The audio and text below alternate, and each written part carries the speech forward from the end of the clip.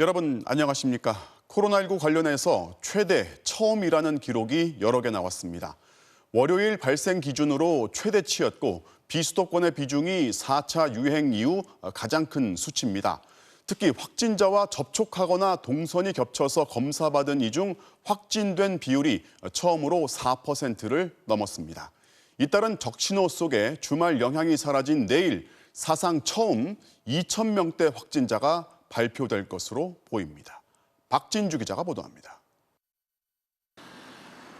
서울 중구의 뮤지컬 공연 연습실. 지난 5일 뮤지컬 배우 1명이 확진된 후 배우의 지인과 공연 관계자로 감염이 번져 24명이 무더기로 확진됐습니다.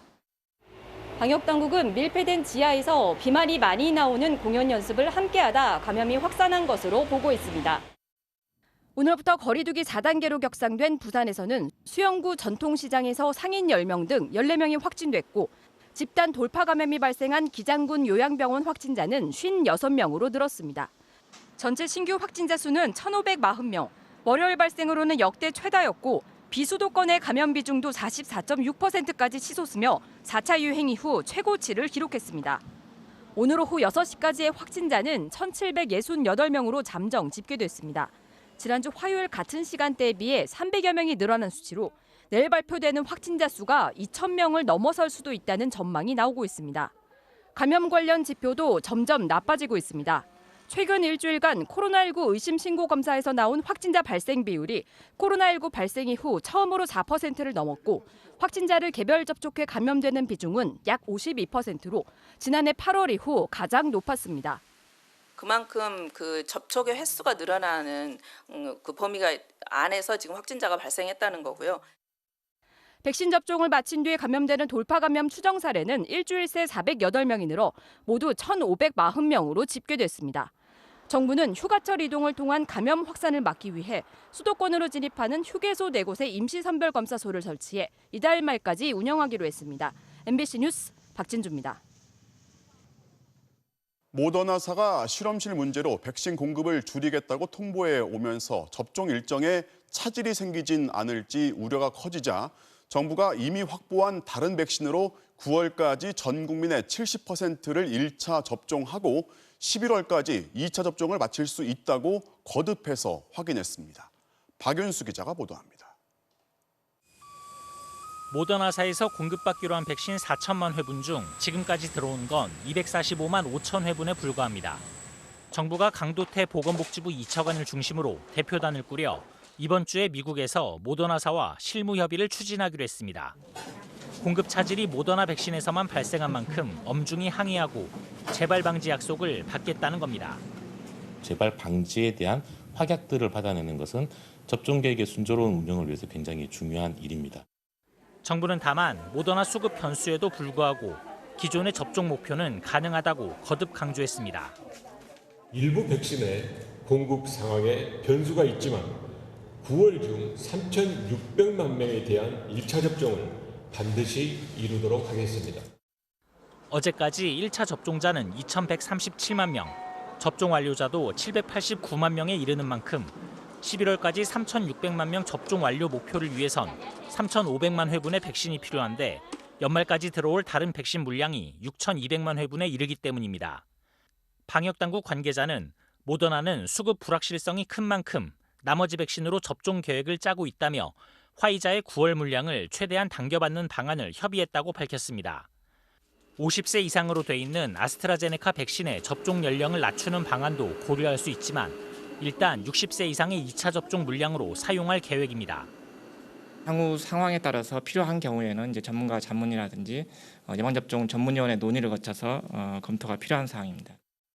어제부터 시작된 18세에서 49세의 10부제 백신 사전 예약은 원활하게 진행되고 있습니다. 오늘 0시까지 생일 끝자리가 9인 대상자의 절반인 70만 명이 예약했습니다. MBC 뉴스 박윤수입니다. 국내 업체가 개발하고 있는 코로나19 백신이 처음으로 개발의 마지막 단계인 임상 3상의 승인을 받았습니다.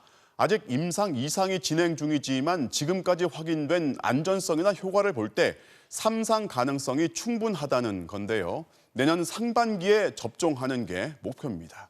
정영훈 기자가 보도합니다. 식약처는 SK바이오사이언스가 개발 중인 코로나19 백신 GBP510에 대한 임상 3상 시험을 승인했습니다. 현재 국내 업체의 백신 10종류에 대한 임상이 진행 중이지만 최종 단계인 3상에 진입한 건 최초입니다. 특히 아직 임상 2상이 진행 중인 상황에서 3상 시험이 승인된 건데 앞선 임상 1상에서 면역 효과와 안전성이 충분히 검증됐다는 점이 반영됐습니다. 모든 백신 접종자에게서 중화항체가 생성되었으며 백신 접종 시 일반적으로 나타나는 주사 부위의 통증, 피로, 근육통, 두통 등 이외의 특별한 부작용은 보고되지 않았습니다. 이 백신은 유전자 재조합 기술로 만든 코로나 바이러스의 표면 항원 단백질을 인체에 직접 주입해 면역 반응을 유도하는 재조합 백신입니다. 독감이나 B형 간염 등 기존 백신에 많이 사용되던 제조 방식으로 노바백스 백신과 같은 방식입니다. mRNA나 바이러스 벡터 방식인 화이자나 아스트라제네카 백신과는 다릅니다. GBP510의 3상 시험은 비교 임상 방식으로 진행됩니다. 대규모 대상자를 구하기 쉽지 않은 만큼 이미 허가된 아스트라제네카 백신 투약군과 비교해 효과와 안전성을 평가하는 겁니다. 이런 비교 임상은 지난 4월 프랑스 발네바사의 코로나 백신에 이어 두 번째로 적용되는 건데 18세 이상 3,990명을 대상으로 국내와 동남아, 동유럽 등 여러 나라에서 동시에 이루어집니다. 최초로 국산 코로나19 백신이 3상에 돌입함에 따라 국내 백신 자급화를 위한 첫걸음을 내딛었다는 데 의의가 있습니다. 정부와 빌 게이츠 재단 등의 지원 속에 개발이 진행 중인 국산 백신은 내년 상반기 상용화를 목표로 하고 있습니다. 상용화가 되면 수입에만 의존하는 백신 공급에서 벗어나 자체적인 생산 수급 계획이 가능할 전망입니다. MBC 뉴스 정영훈입니다. 부대원 301명 중 90%를 감염시킨 청해부대 집단 감염의 역학조사 결과가 나왔습니다. 아프리카 기니만에 정박하던 중 바이러스가 배 안으로 유입됐다는 건데요. 정확히 누구한테 혹은 무엇이 시작점이었는지는 밝혀내지 못했습니다. 임소정 기자가 보도합니다. 아프리카 아덴만 해역에 파병된 청해부대 34지는 지난 6월 세 곳에 정박했습니다. 마지막 정박지인 기니만 해역 인근 국가를 떠난 다음 날인 7월 2일부터 환자들이 쏟아졌습니다. 합동조사단은 기니만 인근국에 정박했던 6월 28일부터 7월 1일을 바이러스가 유입된 시점으로 추정했습니다. 외부인이나 반입된 물품과 접촉한 부대원들에게서 먼저 바이러스 평균 잠복기인 5일에서 7일 사이에 증상이 나타났다는 겁니다. 전장 유전체 분석 결과 이 지역의 바이러스와 같은 계통의 바이러스도 확인됐습니다. 다만 선적 당시 담당자가 개인 보호구를 착용했고 물품 소독 등 방역 지침도 준수했기 때문에 정확하게 어디서 최초 감염이 이루어졌는지는 모른다고 조사단은 밝혔습니다. 폐기물 처리 등의 과정에서 외부인 접촉 또는 오염된 물품 표면 접촉 등을 통해서 유입되었을 가능성은 있다라고 보았지만 어떤 활동으로 인해서 유입됐었는지 특정하지는 못하였습니다. 방역당국은 밀폐된 공간에 전파력이 강한 델타 변이가 유입되면서 순식간에 대규모 감염으로 이어졌다며 항체 키트 대신 항원 키트를 썼다면 좀 더 빠른 대처가 가능했을 거라고 했습니다. 마지막 입원 환자 2명이 오늘 퇴원하면서 청해부대 확진자 272명은 전원 완치됐습니다. MBC 뉴스 임소정입니다. 전광훈 목사가 이끄는 국민혁명당이 이번 주말 광복절에 대규모 도심 집회를 열겠다고 밝혔습니다. 경찰은 차벽을 쳐서라도 막겠다는 입장이고 서울시도 강력하게 대응하기로 했습니다. 하지만 전 목사 측은 그래도 강행하겠다는 입장이라 물리적 충돌이 예상됩니다. 김건휘 기자가 보도합니다.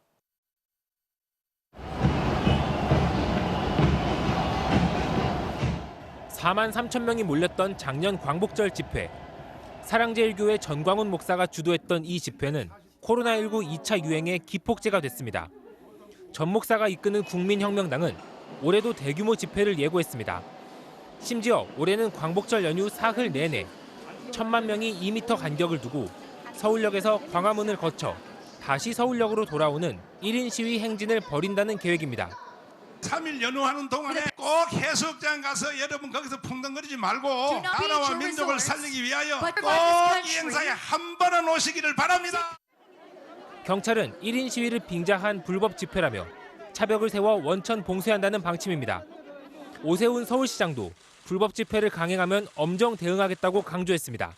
감염병 예방법 위반으로 즉시 고발 조치할 예정이고요. 집회 과정에서 확진자가 만약에 발생하게 되면 손해배상 청구도 하지 않을 수가 없습니다. 전광훈 목사 측은 집회 금지를 강요했다며 이미 오세훈 시장을 직권남용죄로 고발했고 집회가 봉쇄되면 차벽 주의라도 걷겠다고 밝혀 물리적 충돌마저 우려됩니다. 지금까지 광화문 일대 광복절 집회 신고는 38개 단체에 190건.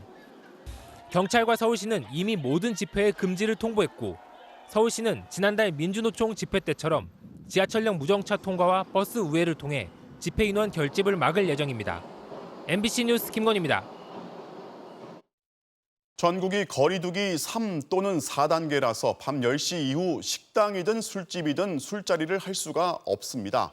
그러자 술을 마시려고 편의점으로 몰려들고 있고 손님을 끌기 위해서 야외 테이블까지 설치하는 곳도 있습니다. 김문희 기자가 취재했습니다. 울산 번화가의 한 편의점. 바로 앞에 지붕을 덮고 테이블 12개를 설치했습니다. 테이블마다 술병이 가득하고 북적이는 손님들은 다닥다닥 붙어 앉았습니다. 거의 10시 한 반쯤 되면 다 차요. 술집이 문 닫는 시간이 되자 여기로 몰려온 겁니다. 저희 한 2시간, 3시간 있다 갑니다. 주변까지는 가까이 코로나가 안 다가와서 저희는 잘 아직 좀 경각심이 없어서. 밤이 깊었지만 노래까지 틀고 술을 마시는 사람들. 마스크도 안 쓰고 5명 넘게 모일 때도 있어 신고가 끊이질 않습니다. 50대들까지 현재까지 들어왔습니다. 시간대는 금토가 제일 많이 들어오죠. 편의점 측은 출입 명부를 작성하고 12시 이후 착석 제한 안내문을 붙여놨다고 설명합니다. 법적으로 위배되는 사항이 하나도 없고 그리고 저희가 명부 작성 확실하게 하고 있고 4인 이상 집합 금지 같은 것도 지키고 있고요. 취재진이 음료를 사서 1시간 넘게 앉아 있었지만 명부 작성을 안내하는 사람은 없었고 12시 이후 착석 제한도 지켜지지 않습니다. 사실상 24시간 운영되는 술집인 겁니다. 슬슬 오는 거 보이면은 하나둘씩 자리를 떠요. 경찰이 하고 나면은 다시 이제 모여서 거기서 술을 마신다거나. 당장 확진자가 발생해도 동선조차 파악할 수 없지만 편의점은 방역 관리 대상에서 빠져 있습니다.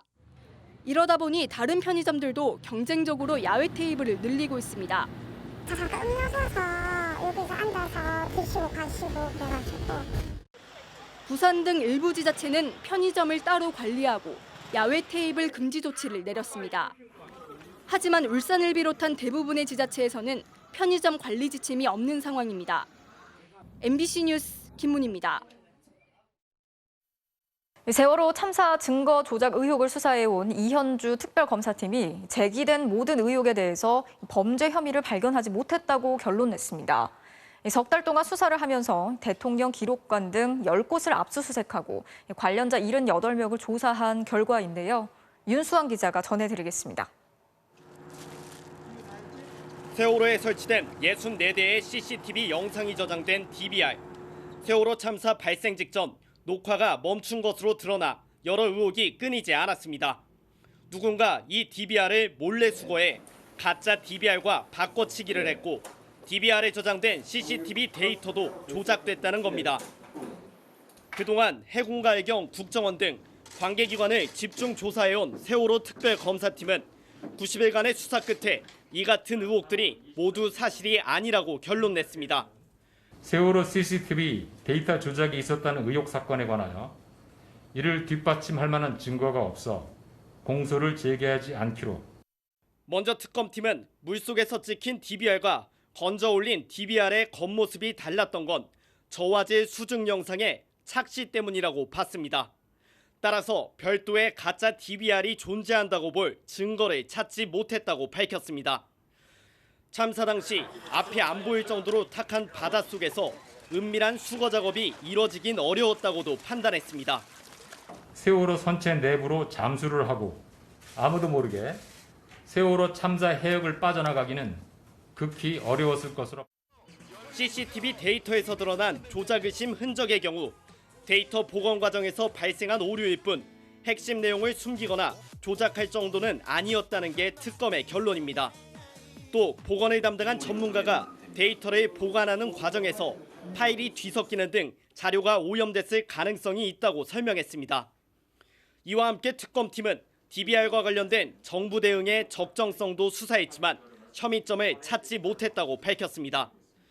세월호 참사 이후 검찰과 국회 국정조사, 이번 특검까지 조사와 수사가 이뤄진 건 모두 9차례입니다.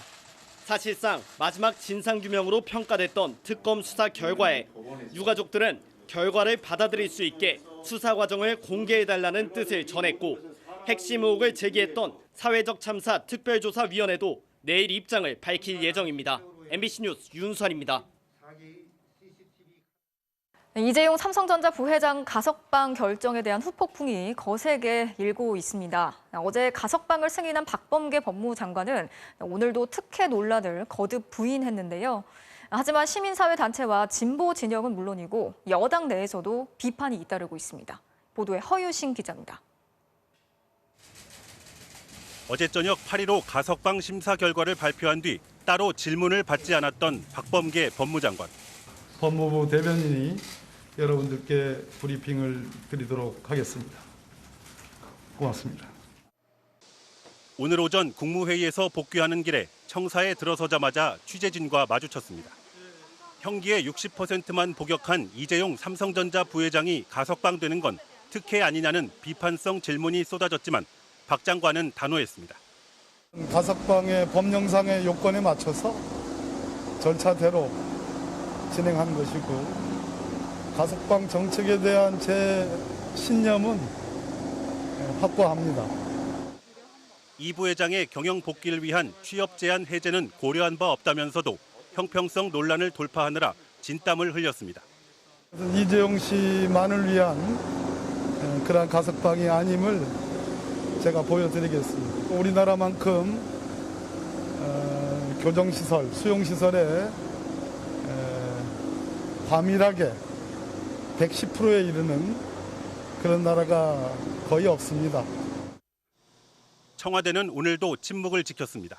가석방은 법무장관의 소관이라는 겁니다. 민주당 역시 대변인 구두 논평을 통해 삼성이 백신 확보와 반도체 문제 해결 등의 적극적 역할을 해주기 바란다고 밝혔습니다. 하지만 여당 내 기류는 심상치 않습니다. 이동학 청년 최고위원은 SNS에서 기업의 돈이 언론사로 흘러가고 국민들이 가석방을 원한다는 여론이 가석방 승인 사유인 사회의 감정으로 둔갑됐다고 개탄했습니다. 추미애, 박용진, 김두관 새 대선 주자들은 일제히 논평을 내고 재벌 총수에게 특혜를 준 것이라며 비판 입장을 분명히 했습니다. 반면 이재명, 이낙연, 정세균 후보는 대체로 신중한 반응을 보여 이재용 가석방 논란이 여당 내 경선 국면에서도 쟁점으로 떠오를 조짐입니다. MBC 뉴스 허유신입니다. 자, 이제 사흘 뒤면 가석방이 되는 이재용 부회장. 현재 남아있는 두 재판이 앞으로 변수가 될 것이다, 아니다 해석이 엇갈리고 있는 상황인데요. 올해 12월부터 바뀌는 개정형법에 따라서 가석방이 취소될 가능성은 없을 거라는 전망이 나오고 있습니다. 자, 그런데 저희가 형법 개정 경위를 취재해 봤더니 황당한 내막이 있었습니다. 무슨 일인지 임현주 기자가 단독으로 전해드리겠습니다. 이재용 삼성전자 부회장은 경영권 불법 승계 의혹과 프로포폴 불법 투약 두 혐의로 재판에 넘겨졌습니다. 현행법에 따르면 형 집행이 끝나는 내년 7월 전 이들 사건에서 금고 이상형이 확정되면 가석방이 취소됩니다. 그런데 올해 12월 시행되는 개정형법의 적용을 받으면 사정이 달라진다는 해석이 나오고 있습니다.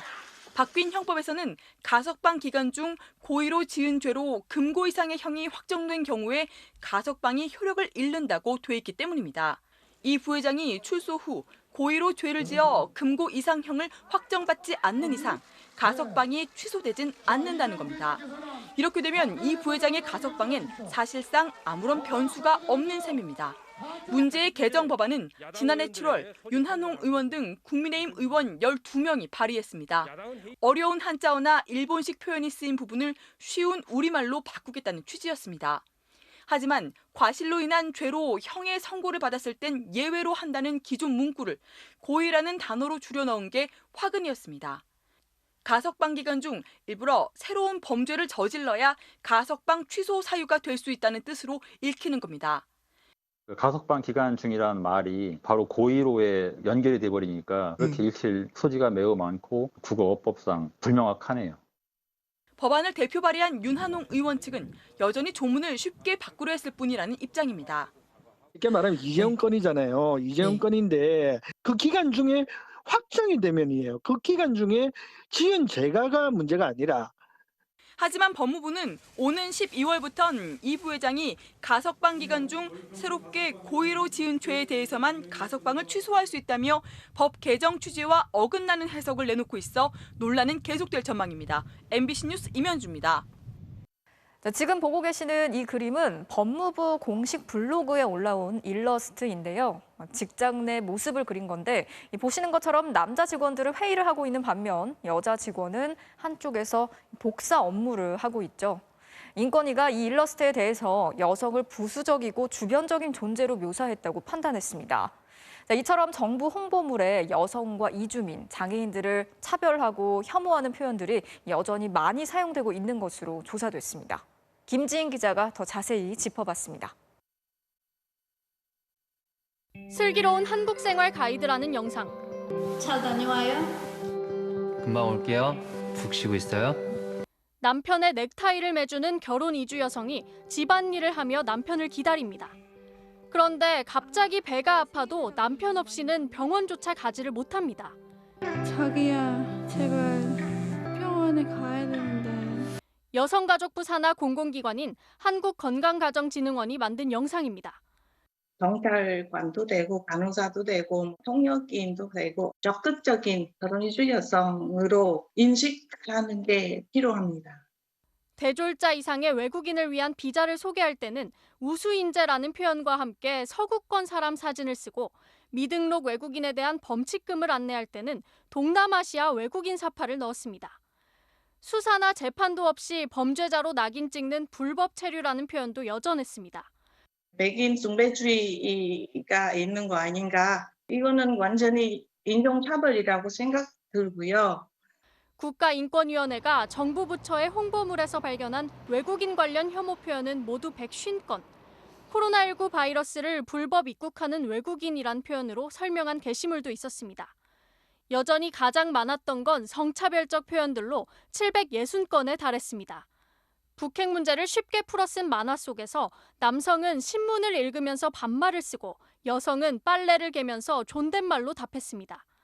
근로기준법에 대한 사파 속 회사 사무실에선 남성들은 회의를 했지만 여성은 복사기 앞에 서 있었습니다. 또 장애인을 도움이 필요한 존재로 묘사한 장애우 등 장애인에 대한 차별적 표현도 34건 발견됐습니다. 인권위는 혐오 표현들이 어떻게 쓰이는지 분석하고 개선 방향을 담은 보고서를 국무조정실에 전달했습니다. MBC 뉴스 김지인입니다. 서울 강남의 한 유명 프랜차이즈 성형 클리닉에서 환자들에게 프로포폴을 불법으로 투약해왔다는 내부 폭로가 나와서 경찰이 수사에 착수했다는 소식을 어제 전해드렸죠. 그런데 이 병원에서 매출을 올리기 위해 미용 주사에 상습적으로 식염수를 타서 장사를 해왔다는 증언도 나왔습니다. 고재민 기자가 단독 취재했습니다. 연어 추출 성분으로 피부를 재생시켜 주름을 없애준다는 이른바 연어 주사. 한 번에 보통 20만 원이 넘습니다. 프로포폴 불법 투약 폭로가 나온 성형 클리닉 지점 2곳의 직원 대화방. 한 직원이 연어주사 물 타는 걸로 환자들이 걸고 넘어질 수 있을까요? 라고 걱정하자 다른 직원이 알면 걸고 넘어질 것 같다고 답합니다. 또 연어주사 섞는 거 인터넷에 쓰고 싶다. 진짜 양심 없다고도 토로합니다. 이들 지점은 고객을 속이고 연어주사에게 식염수를 타서 양을 늘렸다고 합니다. 손님한테 1cc, 2cc를 판다고 하고서는 식염수를 타서 주사를 해요. 그 10분의 1 정도만 주사가 되고. 효과가 떨어지는 게 당연하니 이 병원 의사는 식염수를 섞는 지점을 피해서 연어주사를 맞았다고 합니다. 어떤 원장님 같은 경우에는 점에서는 식염수를 타서 정품이 아닌 걸 주사를 하니까 본인이 그 점에서 근무함에도 불구하고 까지 가서 주사를 맞았거든요. 프로포폴 투약에 물탄 미용 주사까지. 직원이 문제를 제기하자 병원 측은 뭐가 문제냐고 오히려 반문합니다. 먹고 살릴 준비로 수면 좀 하겠다는데 그건 불법이잖아요. 불법 좀 하겠다는데 어느 정도법이야? 수를 안 하는 병원은 거의 없어요. 전국 12개 지점이 있는 해당 성형 클리닉의 설립자는 김모 대표. 그런데 폭로가 나온 2개 지점은 김 대표가 실질적인 운영자라는 게 직원들의 말입니다. 혹시 대표님은 아세요? 클리닉 전체 대표님 말씀하시죠. 이사직 전체 관리자 하신 걸로는 알고 있는데 저도 의료법상 1개 이상의 병원을 운영하면 불법입니다. 이에 대해 김 대표는 작년까지만 경영 컨설팅을 했고 현재는 병원과 무관하다고 주장했습니다. 해당 지점 한 곳은 연어주사에 식염수를 탄 적이 없다고 부인했습니다. 다른 지점은 통증을 줄여달라고 고객이 원해 식염수로 희석하는 경우도 있지만 원액은 정량을 주입했다고 주장했습니다. 경찰이 관련 의혹에 대한 수사에 착수한 가운데 관할 보건당국도 조사에 나섰습니다. MBC 뉴스 고재민입니다. 집 없이 사우나와 차에서 혼자 숙식을 해오던 50대 남성이 먹다 남은 편의점 도시락과 함께 차 안에서 숨진 채로 발견됐습니다.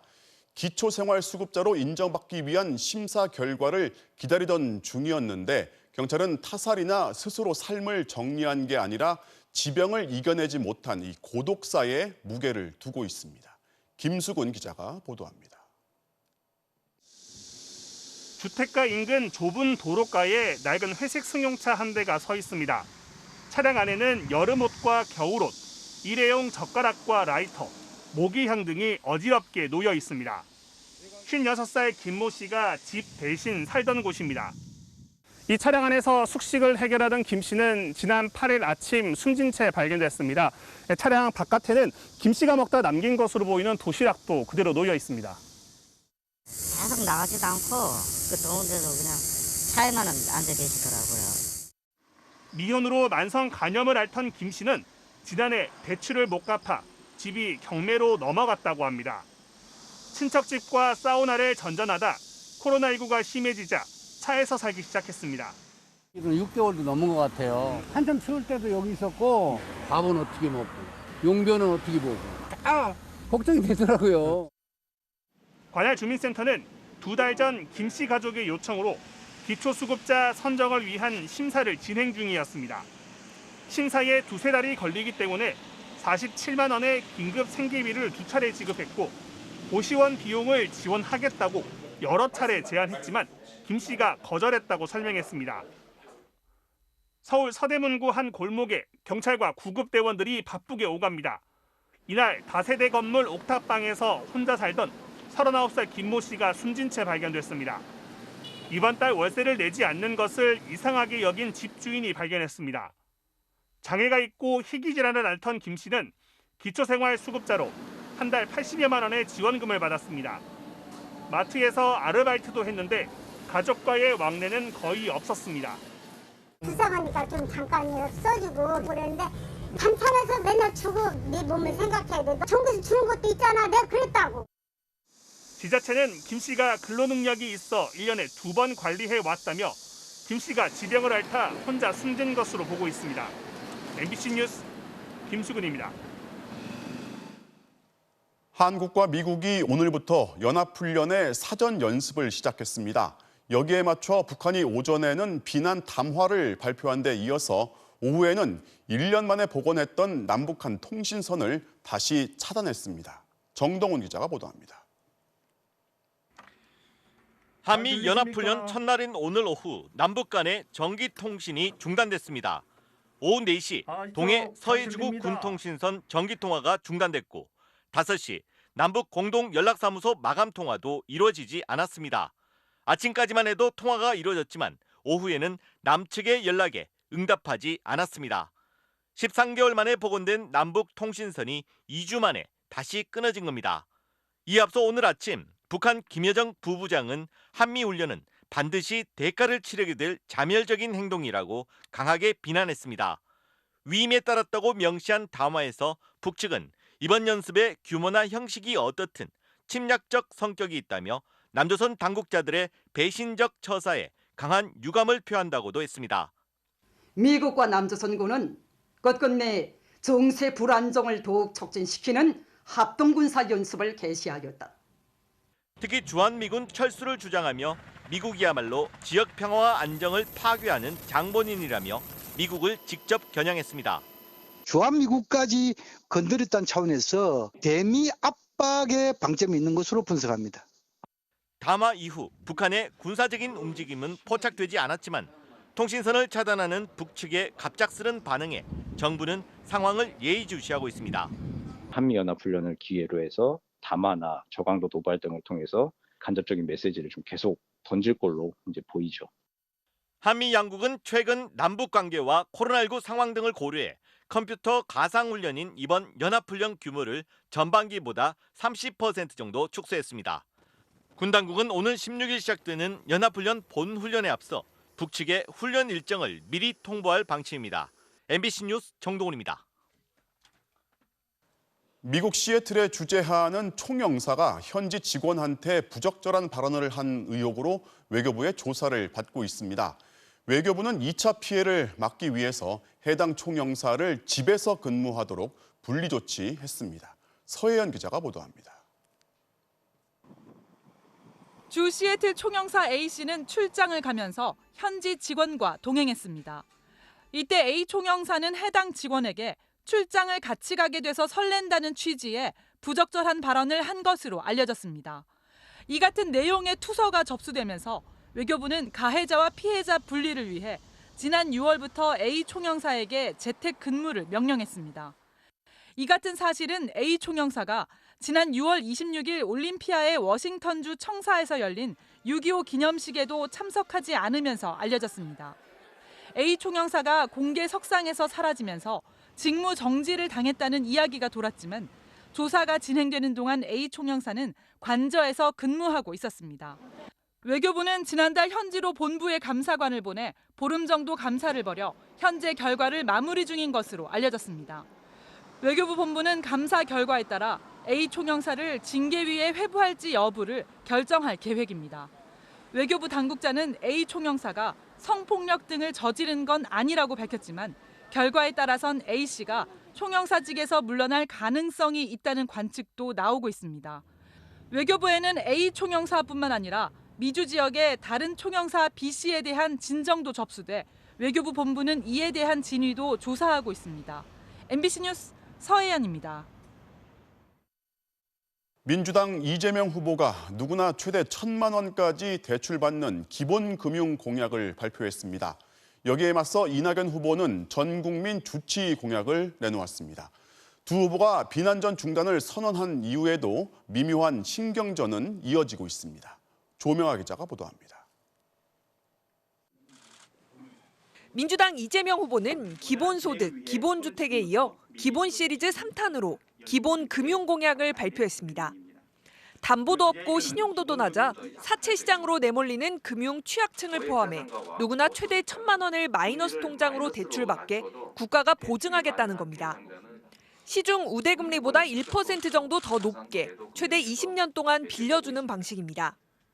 금융에 가장 취약하고 제도 효용성이 큰 20, 30대 청년부터 시작해서 전 국민으로 점차 확대해 가겠습니다. 이낙연 후보는 신복지구상 중 하나로 전국민 주치의 공약을 발표했습니다. 국민 개개인 모두를 가까운 병원의 의사와 연결시켜 체계적으로 건강을 관리하고 아울러 동네 병원도 활성화시키자는 겁니다. 흔히 주치의라 그러면 대통령만 갖는 것으로 인식됩니다만 그러나 이제는 모든 국민이 주치의를 가지시도록 하자는 것입니다. 정세균 후보는 주택 280만 호 공급 폭탄 방안을 발표했습니다. 주택 가격을 2017년 수준으로 되돌리겠습니다. 주거 사다리의 회복으로 집값 걱정 없는 나라를 만들겠습니다. 네거티브 휴전에도 이재명, 이낙연 두 후보 간 미묘한 신경전은 계속됐습니다. 이낙연 후보 측 윤영찬 의원이 이낙연 후보 지지 철회를 협박한 메일을 받았다며 이재명 지지 모임을 자처한 발신자가 보낸 이메일을 공개하자 이재명 후보 측은 즉각 신속한 수사를 촉구하면서 어느 쪽 지지자인지 일방적으로 보도하지 말라며 관련성에 선을 그었습니다. MBC 뉴스 조명아입니다. 국민의힘은 대선 후보 경선의 구체적인 일정과 방식을 발표했습니다. 이준석 대표가 강조해온 토론 배틀이나 압박 면접이 포함돼 있는데 당내에선 벌써부터 이 대표가 경선에 개입하려 한다는 반발이 나오고 있습니다. 이기주 기자입니다. 국민의힘 경선준비위원회는 컷오프, 즉 예비 경선 결과를 1차는 다음 달 15일에, 2차는 10월 8일에 발표한다고 밝혔습니다. 1차는 여론조사 100% 방식으로 현재 13명인 후보를 8명으로 압축하고 2차 컷오프에선 여론조사 70%의 당원 등 선거인단 투표 30%를 반영해 최종 후보 4명을 추리기로 했습니다. 1, 2차 예비 경선에선 후보자별 압박 면접이 포함됐고 팀 배틀 토론 같은 후보자 간 토론도 대폭 강화됐습니다. 특히 팀 배틀 토론은 이준석 대표가 강조하던 방식으로 윤석열, 최재형 등 정치 신인들보다는 당내 기존 주자들에게 더 유리한 방식이라는 해석이 나옵니다. 방송사 토론회, 청년 클라보 토론회, 팀 배틀 토론회, 비전 토론회 등 이런 것들을 진행을 할 예정입니다. 토론회는 오는 18일과 25일로 예고됐습니다. 하지만 오늘 발표를 놓고 당내에서 벌써부터 갈등이 표출되고 있습니다. 원희룡 전 제주지사는 경선 아이디어의 상당 부분이 이준석 대표로부터 나오고 있다며 불만을 공개적으로 표출했습니다. 경선 프로그램이 이게 좋다 저게 좋다 뭐 이런 식의 관심도 저는 끊어야 된다고 생각을 하고요. 공정성 시비에 이게 휘말렸을 때 최후의 보루가 없어지게 됩니다. 이에 대해 이 대표는 후보가 심판까지 하겠다는 거냐며 비판했는데 경선 방식을 두고도 최고위가 최종 권한을 갖고 있다는 김재원 최고위원과 경선준비위원회가 그럼 뭘 하는 조직이냐는 이 대표 간 설전이 계속됐습니다. 각 후보들은 공식 입장을 아직까지는 내놓지 않고 있습니다. 하지만 당장 윤석열 캠프 측에서 토론 참석 여부는 결정되지 않았다면서도 누구를 위한 경선 방식이냐고 비판하는 등 경선 룰을 둘러싼 당내 진통은 당분간 계속될 것으로 보입니다. MBC 뉴스 이기주입니다. 언론 보도에 징벌적 손해배상제를 적용하는 언론중재법 개정안을 두고 정치권과 시민사회의 논쟁이 뜨겁습니다. 민주당은 이른바 가짜뉴스를 막자는 게 입법 취지라고 하지만 소송 남발이나 언론의 취재 활동 위축을 우려하는 목소리도 높습니다. 이학수 기자가 보도합니다. 국회 문체위에서 여야가 정면 충돌한 언론중재법의 핵심은 징벌적 손해배상입니다. 고의나 중과실로 인한 허위 조작 보도에 대해선 언론사가 피해자가 입은 손해액의 5배까지 배상하도록 한 겁니다. 인터넷 뉴스 등이 넘쳐나면서 허위 조작 보도도 급증하고 있지만 손해배상액은 수백만 원에 불과해 가짜뉴스를 막기엔 턱없이 부족하다는 게 민주당의 입장입니다. 500만 원 이하의 벌 정도에 불과하기 때문에 사실은 가짜뉴스의 피해를 제대로 잡아주지 못하는. 따라서 배상액을 손해액의 최대 5배까지는 늘려야 가짜뉴스가 줄어들 거란 주장입니다. 하지만 세부 규정을 놓고선 야당과 언론단체의 반발이 이어지고 있습니다. 먼저 징벌적 손해배상이 적용되는 고의나 중과실의 기준들이 너무 모호하고 자의적이라는 겁니다. 또 고위공직자나 대기업은 악의적인 허위 보도에 대해 징벌적 손해배상을 요구할 수 있는데 4가지 법적 기준을 제시했지만 악의와 악의가 아닌 걸 구분하긴 어렵다는 지적도 나옵니다. 이 때문에 정당한 비판 보도에도 정부와 대기업이 일단 소송부터 내는 일들이 빈번해져 언론의 권력 감시 기능이 위축될 거란 우려가 나옵니다. 대기업이나 정치인, 공직자들이 언론 보도에 대한 전략적 봉쇄 조치로 활용한다면 국민의 알 권리는 심각한 위협에 직면할 수 있습니다. 결국 여야의 입장이 맞서면서 국회 문체위는 아무런 결론을 내리지 못한 채 끝났고 민주당 송영길 대표는 야당 의견을 수렴해 법안 내용을 조정할 것이라고 밝혔습니다. MBC 뉴스 이학수입니다.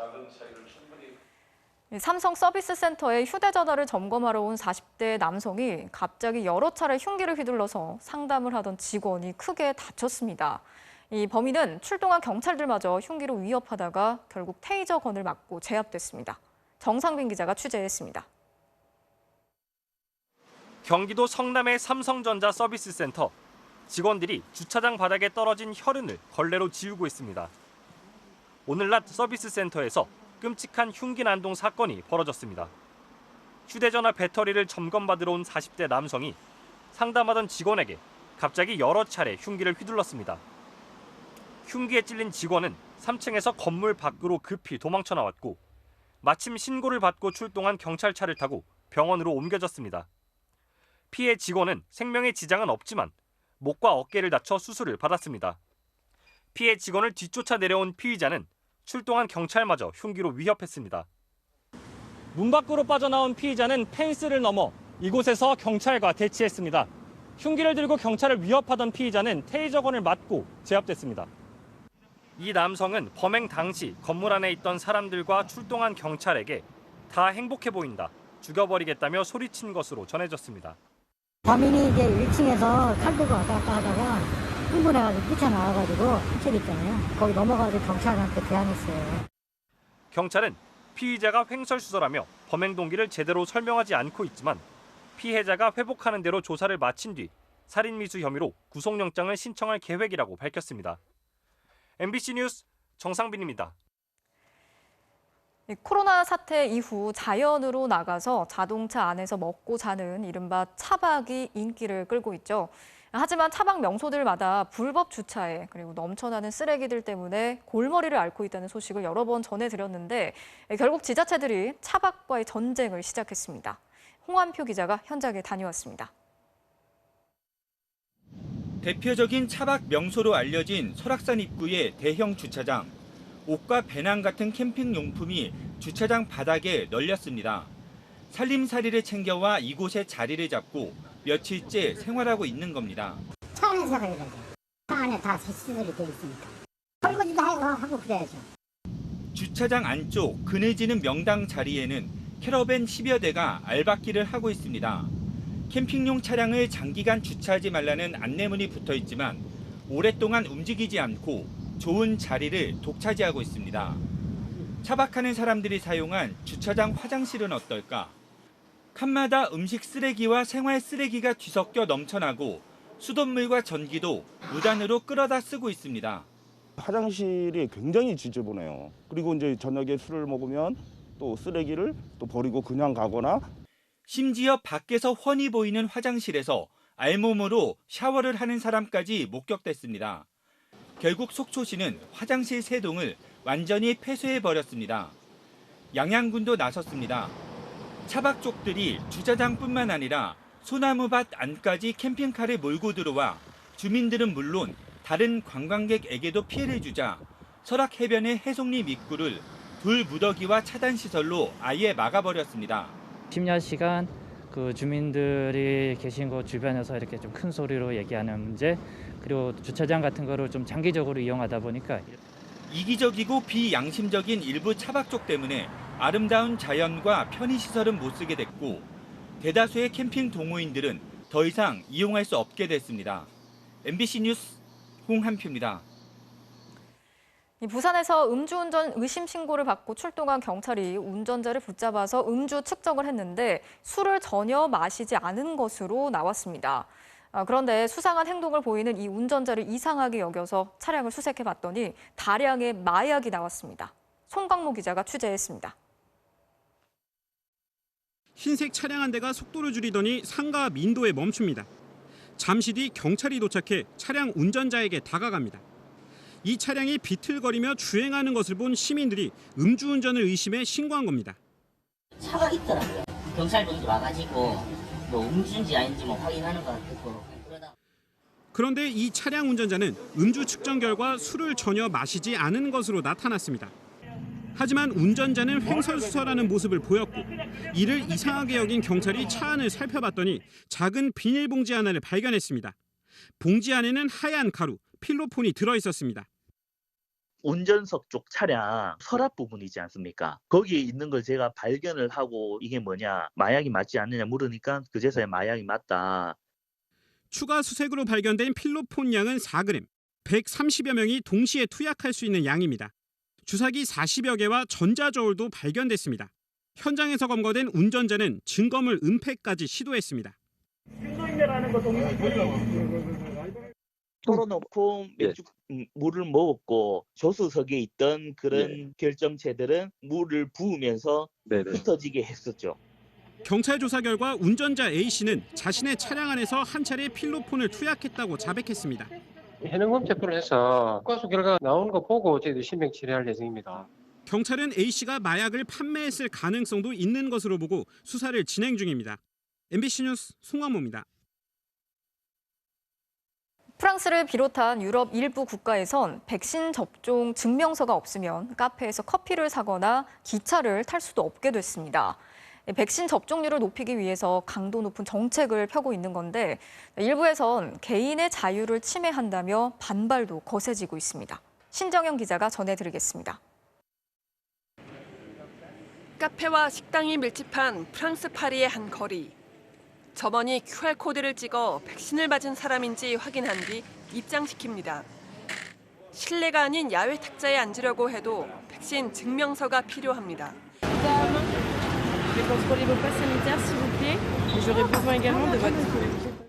증명서에는 백신을 접종했는지, 48시간 이내 음성 판정을 받았는지 등의 정보가 담겨 있습니다. 기차역에서도 증명서가 있는 사람에게만 영무원이 파란색 팔찌를 채워주고 기차에 태웁니다. Because I'm vaccinated, so I have the QR code, and then they scan it and see that I'm vaccinated, so they gave me this. 프랑스 정부는 지난달 21일부터 영화관과 헬스장 등 50명 모이는 시설을 이용할 때 건강 패스로 불리는 백신 접종 증명서를 제시하도록 했습니다. 백신 접종률이 50%대에서 정체되자 지난 9일부터 증명서 확인 장소를 식당과 카페 등으로 대폭 늘렸습니다. 일부에선 정부가 개인의 자유를 과도하게 침해한다며 4주 연속 반대 시위를 이어가고 있습니다. Si ça continue comme ça va très mal finir. Et en plus, là, on a les manifestations, mais à partir de lundi, il y a des grèves dans les hôpitaux, chez les pompiers. 지난 6일부터 박물관과 식당에서 백신 증명서를 제시해야 하는 이탈리아에서도 정부 조치에 반대하는 목소리가 거셉니다.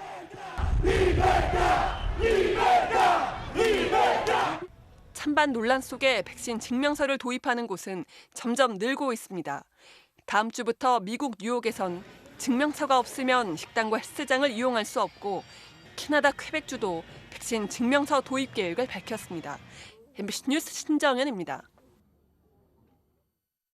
기후 변화로 갈수록 뜨거워지고 있는 여름. 특히 도시의 경우 건물과 자동차가 내뿜는 열기 때문에 열섬 현상이 일어나면서 훨씬 더 기온이 높아집니다. 그런데 도심에 숲이 있으면 전체 기온을 떨어뜨리고 무더위를 식히는 데 효과가 높다고 하는데요. 김민욱 기자가 열화상 카메라로 확인해봤습니다. 낮 최고 기온이 35.5도까지 올랐던 지난 4일 대구. 오후 1시 대구 중심부에 있는 국채보상운동 기념공원과 그 주변을 열화상 카메라로 촬영해봤습니다. 건물과 도로는 빨갛게 표시되는 반면 나무가 심어져 있는 공원은 초록빛입니다. 건물 옥상과 도로 표면은 50도가 넘고 빌딩 외벽도 40도가 넘는데 숲은 33도입니다. 숲에 이래 나오면 소나무도 있고 나무도 있고 하기 얼마나 공기도 좋고 시원해, 많이 시원해. 해가 지고 난 저녁 8시. 여전히 인근 건물 옥상에 비해 숲의 온도가 6도 이상 낮습니다. 숲의 효과가 폭염 속의 도시를 자연스레 식힙니다. 나무에서 나오는 정산 효과, 그리고 숲 지붕층에 의한 근유 효과, 그리고 반사열 저감 효과들이 복합적으로 작용한 결과라고 할 수 있습니다. 대구는 여름철 기온이 높아서 데프리카라는 별명까지 생겼습니다. 하지만 최근 몇 년 사이 변화가 있었습니다. 이 나무 심기 때문입니다. 대구시는 1996년부터 지금까지 3천만 그루가 넘는 나무를 심었습니다. 그 결과 다른 도시들의 폭염일수가 증가하는 동안 대구는 오히려 줄었고 전국 최상위권이던 열대야 발생 일수도 2018년에는 광주나 전주보다 적었습니다. 기후위기 시대에 우리가 적응해서 살아가기 위해서는 이제부터는 숲을 넓히는 것은 생존의 정책이고 다른 도시들도 곳곳에 나무를 심고 숲을 만들어 연결시키면 도시 전체의 기온을 낮추는 효과를 낼 수 있습니다. 가로수나 이런 연결 숲을 조성을 하면 도시 외부에 있는 찬바람이 도시 내부로 들어오는 효과가. 대도시의 숲을 가꾸고 늘리는 건 선택이 아닌 필수 정책으로 다가오고 있습니다. MBC 뉴스 김민욱입니다. 개들을 잔인하게 학대하고 도살해온 개 사육장의 운영자가 적발됐습니다. 이미 지난해 개를 도살하다 붙잡혀서 처벌받은 전력이 있었지만 처벌 수위가 벌금에 그치자 이번엔 아예 깊은 산골짜기로 자리를 옮겨서 불법 도살을 계속해왔습니다. 손하늘 기자가 취재했습니다. 경기도 여주의 산골짜기. 트럭 짐칸 위에 가득 쌓인 철장들이 보입니다. 길이가 채 1m도 안 되는 철장마다 개 대여섯 마리가 구겨지듯 갇혔습니다. 물에 흠뻑 젖은 개가 몸을 떨고 있습니다. 동물보호단체 활동가들이 전기 충격을 가하는 쇠꼬챙이를 발견합니다. 개를 전기로 죽이는 것도 다른 개들 앞에서 죽이는 것도 모두 불법입니다. 얼마나 도살을 한 건지 개의 목줄이 상자 하나에 가득 들어찼고 이 개에서 뽑아낸 털도 이 대형 봉투 4개를 가득 채웠습니다. 이거 다 개털이에요. 저 뜬장에 개들이 서로가 서로를 죽어가는 모습을 다 감지를 하면서 보는 것이고 냉동창고에선 개의 사체들이 쏟아져 나옵니다. 그런데 이 도축장 운영자의 잔인한 도살은 이번이 처음이 아니었습니다. 경기도 고양에서도 개를 전기로 도살하다 적발됐는데 2달 전 내려진 처벌은 벌금 200만 원에 그쳤습니다. 이번엔 아예 인적이 드문 깊은 산골로 숨어 들어가 도살을 계속해왔습니다. 지방자치단체와 동물보호단체는 도살 직전에 개 31마리와 염소 2마리 등을 구조해 모두 임시보호소로 옮겼습니다. 물을 주기 시작하니까 굉장히 허겁지겁도 먹기 시작하는 거예요. 이제 그 도살장 현장에서 이쪽으로 옮기기만 했을 때에도 표정의 변화라든지 이제 경찰은 동물보호법 위반 혐의로 수사에 착수했고 경기도도 축산물법 등 다른 위법 사항이 있는지 조사에 나섰습니다. MBC 뉴스 손하늘입니다. 화요일 밤 스포츠 뉴스입니다. 도쿄올림픽으로 중단됐던 프로야구가 오늘부터 다시 시작돼 후반기 일정에 돌입했는데요. 하지만 도쿄올림픽 충격 속에 연일 악재가 끊이지 않으면서 그라운드엔 싸늘한 시선이 쏟아지고 있습니다. 이명록 기자입니다. 4주간의 공백을 깨고 오늘 일제히 후반기에 돌입한 프로야구. 치열한 순위 싸움을 본격화하는 시점이지만 그라운드를 향한 시선은 어느 때보다 싸늘합니다. 리그 재개를 이틀 앞둔 그제 키움 송우현이 음주운전 사고를 냈고 어제는 기아 외국인 선수 브룩스가 온라인으로 주문한 전자담배에서 대마초 성분이 나와 퇴출됐습니다. 그리고 오늘은 두산의 한 선수가 지난달 금지약물 성분이 검출돼 조사 중이란 사실까지 알려졌습니다. 여기에 도쿄올림픽발 충격도 좀처럼 가시지 않고 있습니다. 6개 출전국 중 4위라는 초라한 성적표뿐만 아니라 태극마크의 진정한 의미를 잊었다는 비판이 더 뼈아팠습니다. 아름다운 4위라는 말을 들은 다른 종목들과는 달리 침울했던 귀국장에선 연신 고개를 숙여야 했습니다. 제가 볼 때도 아주 안 좋아 보이던데 우리 사회에서의 상식선에서 일을 해야 된다는 걸 항상 모래 두고 야구 외적인 것부터 하나하나 고쳐나가야 되지 않을까. 올림픽 직전 코로나 호텔 술판으로 초유의 리그 중단 사태까지 맞았지만 그럼에도 끊이지 않는 일탈과 도덕 불감증으로 신뢰가 바닥까지 떨어진 프로야구. 모두가 위기를 말하는데 정작 선수들만 위기를 모르는 현실에 다시 플레이볼을 외친 프로야구는 이미 비상입니다. MBC 뉴스 이명노입니다. 이번 올림픽에서 아름다운 꼴찌라며 박수를 받은 선수들이 있죠. 럭비 대표팀의 정현식과 안드레진 선수를 송기성 기자가 만났습니다. 올림픽 첫 득점을 올리며 한국 럭비 역사의 한 페이지를 장식한 순간 함께 환호했던 정현식과 안드레진. 전쟁터 같은 그라운드를 종횡무진 질주하는 전사들이지만 방송국 분장실은 아직 어색하기만 합니다. 제가 연식이가 이렇게 잘생긴지 몰랐어요. 꼴찌로 대회를 마무리했지만 이들에게 뜨거운 박수와 격려가 쏟아진 건 무모해 보였던 도전 뒤에 수없이 흘렸을 땀과 눈물이 그대로 전해졌기 때문입니다. 기억에 남는 응원 글이 하나 있었는데 전력을 다한 당신들에게는 새로운 미래만 있을 뿐이라는 그 글이 기억에 남죠. 26년 전 모델이던 어머니와 방송에 출연했던 어린아이에서 럭비 하나만 보고 한국 국적을 선택한 사연으로도 화제를 모은 안드레진. 진이, 고향이 어디야? 용평이요. 별도 있고 먼지도 왔고 고구마도 가요. 그런 데가 고향이야. 감자도 가요. 먹고. 이젠 한국 럭비 전도사를 자처하고 나섰습니다. 체육 시간에서 럭비를 소개해 줄 수 있는 프로그램이 이제 시작을 할 거예요. 강사라 그래야 되나요? 전 럭비 여자 국가대표 선수도 이준현 선수도 같이 나가서 이제 럭비를 소개할 수 있는 프로그램으로 이제 다음 달부터. 그리고 세계의 높은 벽에 직접 부딪혀본 자체가 성장의 시간이었다며 달라진 목표를 자신 있게 밝혔습니다. 다음 아시안 게임이나 이제 올림픽에서 만난다면은 절대로 안 질 자신이 있습니다. 월드컵에서는 1승, 2승을 월드컵에서 하고요. 아시안 게임에서는 반드시 금메달로 목표를 세우고 있습니다. MBC 뉴스 송기성입니다. NBA 서머리그에서 나온 엄청난 블록슛인데요. 두 손으로 내려치는 자세가 독특하네요. 화요일 밤 스포츠 뉴스였습니다.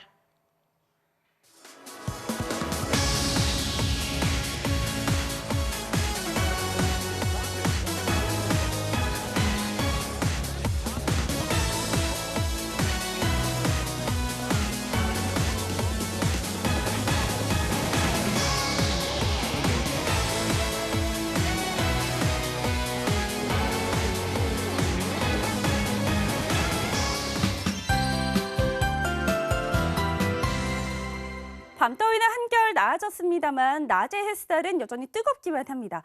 이렇다 보니 대기 상층과 하층 간의 기온 차이가 커졌습니다. 현재 강원도 쪽의 소나기는 잦아들었습니다. 하지만 덕유산과 지리산 부근에는 여전히 시간당 30mm 이상의 강한 소나기가 집중되고 있는데요. 내일도 강원도 내륙과 산지 그리고 경북 북동 산지로는 소나기 가능성이 있습니다. 그래도 강도는 오늘만큼 강하지는 않을 전망입니다. 또 제주도는 내일부터 남쪽을 지나는 기압골의 영향으로 비가 내릴 텐데요. 주 후반에는 남부지방에서도 비가 자주 내릴 전망입니다. 현재 대구를 비롯한 남부 내륙 곳곳에는 호우주의보가 발효 중인 가운데 서울 등 서쪽 내륙을 중심으로는 폭염주의보가 남아 있습니다. 내일 기온은 오늘보다 더 올라서 서울이 32도, 대구 33도로 낮에는 여전히 덥겠습니다.